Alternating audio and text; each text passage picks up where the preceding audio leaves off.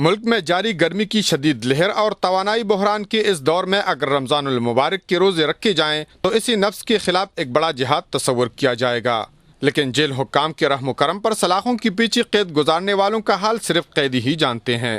رمضان المبارک میں قیدیوں کے مسائل سننے اور جیل حکام کی جانب سے فراہم کی جانے والی سہولیات کا جائزہ لینے کے لیے ڈپٹی کمشنر چارسدہ طاہر ظفر عباسی کا حالیہ دورہ بھی قیدیوں کے لیے مفید ثابت نہ ہو سکا، کیونکہ 125 قیدیوں کا حجم رکھنے والی چارسدہ جیل میں 162 قیدیوں کی رہائش جیل حکام اور ضلعی انتظامیہ کے لیے کوئی بڑی بات نہیں۔ قیدی تو جو ہیں وہ اندر ہیں، ان کو تو ایسا کوئی اتنا مسئلہ ہے نہیں۔ اچھا، 160 162 قیدی ہیں اور 125 کے اتنا اوور کراؤڈڈ نہیں ہے فی الحال، تو اوور کراؤڈڈ نہیں ہے۔ جیل حکام کی جانب سے قیدیوں کو فراہم کی جانے والی سہولیات کا اندازہ چارسدہ جیل کے لنگر خانے کی صفائی سے خوب کیا جا سکتا ہے، جہاں پر اس مبارک مہینے میں روزانہ جیل بھر کے قیدیوں کے لیے سحری و افطاری کا انتظام کیا جاتا ہے۔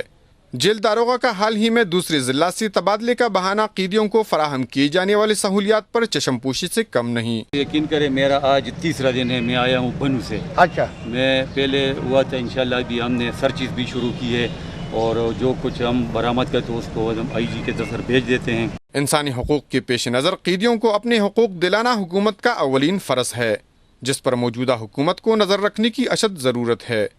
کیمرہ مین واجد علی کے ساتھ کفایت اللہ یوسفزئی، آج نیوز، چارسدہ۔